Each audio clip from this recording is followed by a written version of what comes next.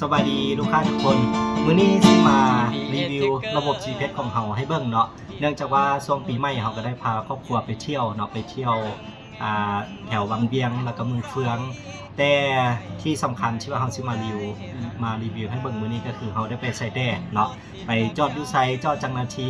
ซึ่งตัวของข้าพเจ้าเองก็บ่จื้อเนาะแต่ว่าระบบ GPS มันจื้อเนาะมันจะเก็บกำข้อมูลการใช้งานรถของเราทุกอย่างเนาะข้อมูลพวกนี้มันจะแบ็กอัพอยู่ในเซิร์ฟเวอร์เบื้องย้อนหลังใน9 เดือนแต่มื้อนี้เขาไปมาแล้วเนาะเขากลับมาก็เลยว่าสิมามีโอกาสเนาะสิมาเข้าเบื้องระบบแล้วก็รีวิวเบื้องย้อนหลังพาลูกค้าทุกคนเบื้องย้อนหลังว่าการติดตั้งระบบ GPS ของเรามันใช้งานในฟังก์ชันนี้ได้เนาะเดี๋ยวไปเบื้องนำกันเลยเนาะสำหรับข้อมูลตัวนี้ก็คือเป็นข้อมูลการเดินทางทั้งหมดเนาะที่ว่าเราใช้ในการเดินทางในทริปนี้ระยะทางทั้งหมดที่ว่าใช้ในการเดินทางก็คือ485กิโลเมตรสำหรับการเบิ่งย้อนหลังเราสามารถเบิ่งความไวรถแล่นได้เนาะเป็นกิโลเมตรต่อชั่วโมงซึ่งจะโชว์รายละเอียดทั้งหมดแบบนี้เนาะติดตามรถจักรรถใหญ่ถึงแม้นว่ารถอยู่ไสอยู่ไกลหูได้ทันตา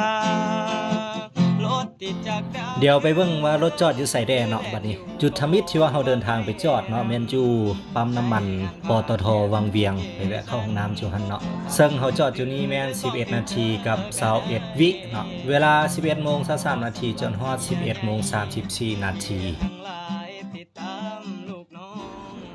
สำหรับเส้นสีเขียวที่ว่ามันขีดไปขีดมานี่บ่ต้องสับสนเด้อนี่คือเส้นที่ว่าเราขี่เดินทางเที่ยวอยู่ในตัวเมืองบางเวียงนี้เนาะเดี๋ยวไปเบิ่งจุดที่2กันเลยเนาะว่าเราจอดอยู่ไสสำหรับจุดที่2ที่ว่าเรามาจอดกันเนาะก็คืออยู่ที่ถ้ำหลมเนาะซึ่งใช้เวลาในการจอดอยู่นี้ทั้งหมดเนาะ3 ชั่วโมงกับ8 นาทีตั้งแต่เวลา 11:59 นาทีจนถึง 15:08 นาทีเนาะซึ่งใช้เวลาในการจอดอยู่นี้ก็พอสมควรเนาะในการอาบน้ำกินอาหารแซ่บๆเนาะอาบน้ำเย็นๆอยู่ที่ถ้ำหลมแห่งนี้ซึ่งเป็นสถานที่อีกสถานที่นึงเนาะที่ว่าเราแนะนำเลยสำหรับใครที่มีลูกน้อยๆมีหลานน้อยอยากมาอาบน้ำเย็นๆเนาะบ่อน้ำก็บ่ได้เลิกเนาะก็สามารถมาเที่ยวชมจุดนี้ได้เดี๋ยวไปเบิ่งจุดต่อไปเลยว่าไปจอดอยู่ไสอีกสำหรับสถานที่แห่งนี้เนาะเป็นโรงแรมทวีสุขเนาะซึ่งในเบื้องต้นคิดว่าสิมานอนอยู่ตัวเมืองวังเวียงเนาะแต่ว่าทางเขาก็ได้เปลี่ยนแผนเนาะเพราะมันกระเทินก็เลยว่าเปลี่ยนแผนกันเข้ามาเบิ่งเนาะความจริงว่าสิเช็คอินละ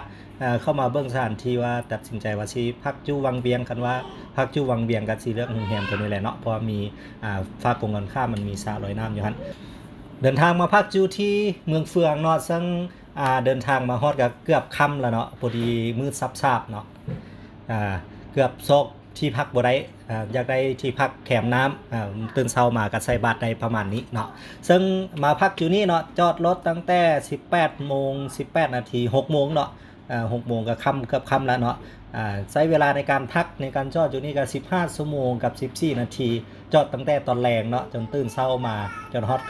9:33 นาทีจะค่อยได้ออกเดินทางตื่นเนาะเสียใหญ่เจทั้งหลายติดตามลูกน้องบ่ว่าขึ้นเหนือลงใต้จะไปทางใดฮู้ได้ทุกอย่างผู้พฤติกรรมความดูมันซื่อสัตย์พนักงานบริหารจัดการดำเนินงานให้มีประสิทธิผลระบบมาตรฐานการบริการนั้นเป็นที่หนึ่งสินค้าคุณภาพก็ดี